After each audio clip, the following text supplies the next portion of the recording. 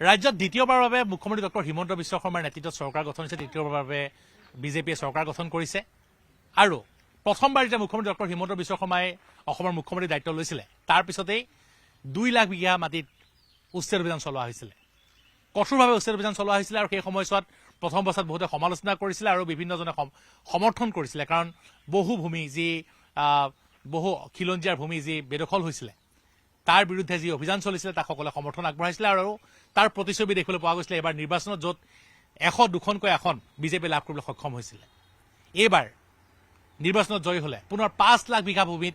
উচ্ছেদ অভিযান চলোৱা বুলি মুখ্যমন্ত্ৰীগৰাকীয়ে নিৰ্বাচনৰ সময়তে ঘোষণা কৰিছিলে। কিন্তু এই মুহূৰ্তত এটা বিশেষ গুৰুত্বপূৰ্ণ বিষয় লৈ পেলাই আমি আপোনালোকৰ ওচৰলৈ আহিছোঁ। নগাঁও জিলাৰ সামগ্ৰী সমষ্টিৰ মোৱামাৰীৰ কৃষি সমবায় সমিতিৰ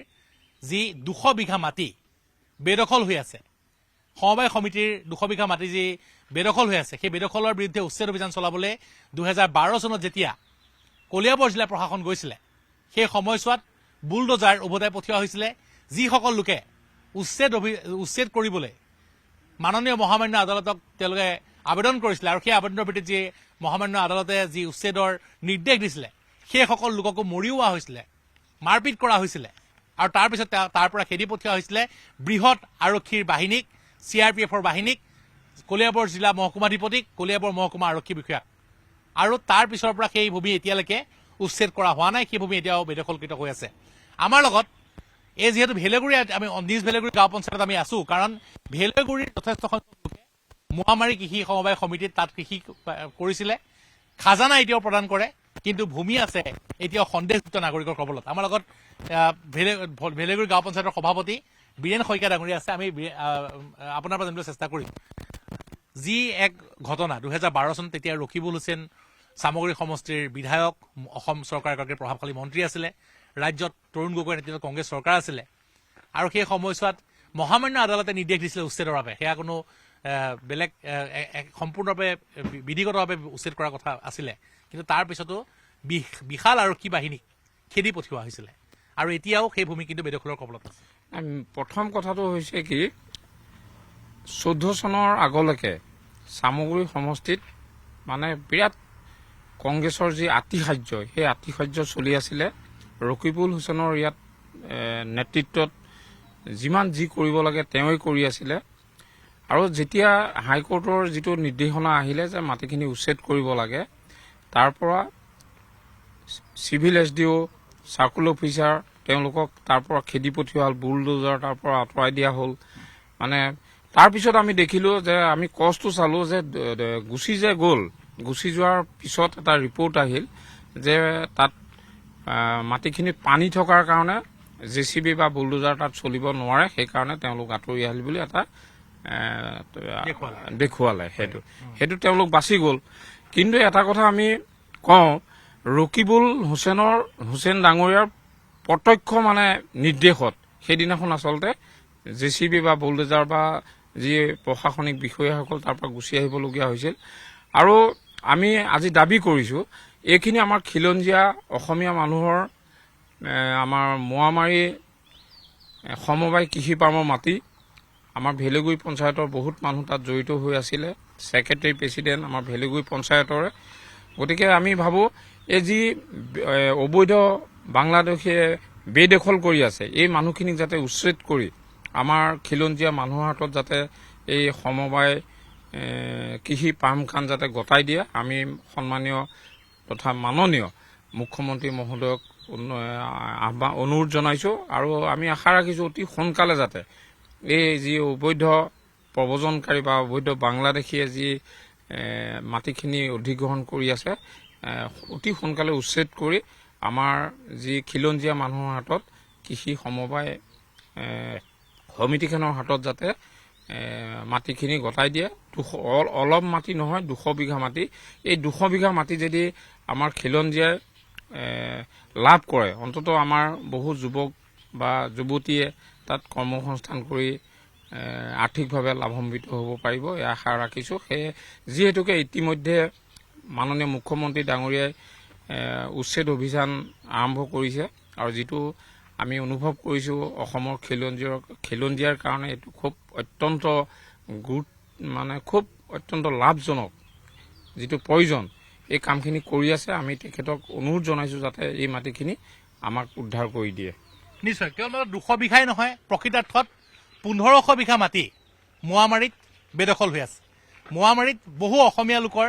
1500 বিঘা মাটি বেদখল হৈ আছে বেদখলৰ গ্ৰাসত আছে কিন্তু এই 200 বিঘা মাটিত এতিয়াও যি মহামান্য আদালতৰ যি নিৰ্দেশ আছে সেই নিৰ্দেশ অনুসৰি তাত উচ্ছেদ অভিযান চলাব পাৰে সেইসমূহ ভূমিত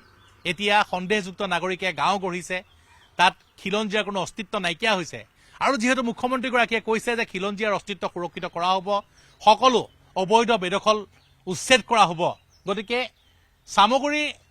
যি ভেলগুৰি ৰাইজ মই এতিয়া বৰ্তমান বহমপুৰ সমষ্টিৰ অন্তৰ্গত হ'লেও পূৰ্বে এইসমূহ অঞ্চল সামগুৰি সমষ্টিৰ অন্তৰ্গত আছিলে গতিকে এইসকল ৰাইজে বিচাৰিছে যে এতিয়া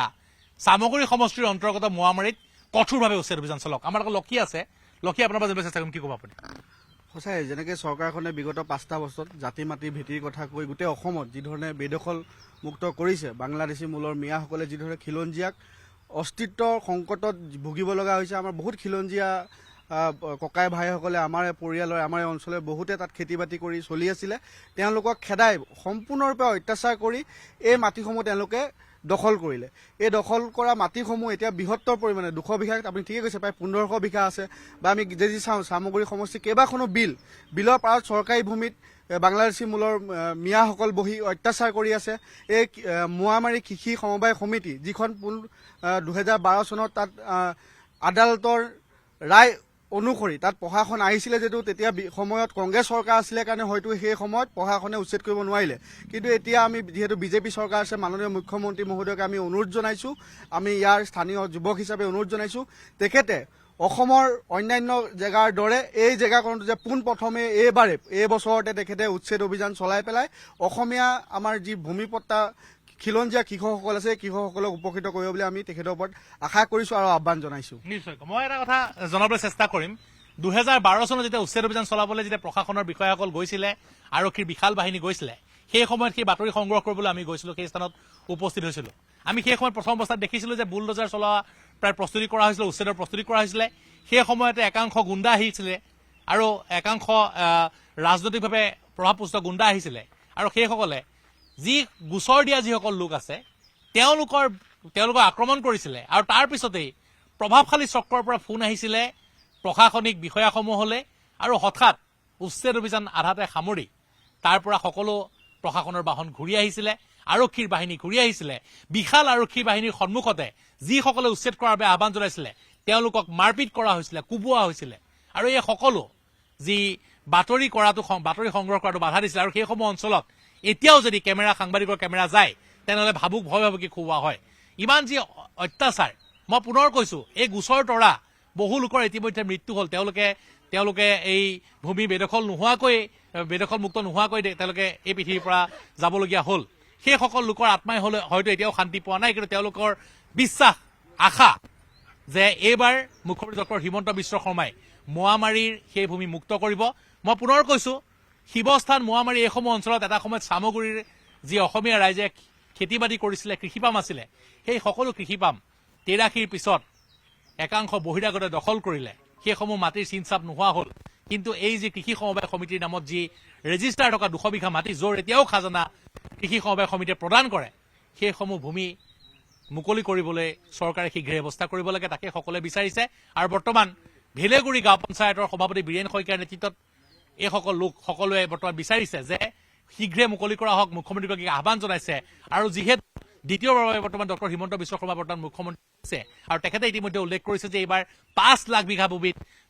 বৰ্তমান উচ্ছেদ কৰিব আৰু সেই ভূমিৰ লগতে সামগ্ৰী মোৱামাৰীৰ অসমীয়া ৰাইজৰ এইখিনি ভূমি সেয়াই সকলোৱে বিচাৰিছে আপুনি বিচৰা বাতৰি পাব কেৱল নিউজ 18 এপত নিউজ 18 এপ ডাউনলোড কৰিবলৈ স্কেন কৰক এই QR কোড গুগল প্লে ষ্টৰতো পাব এই নিউজ 18 এপ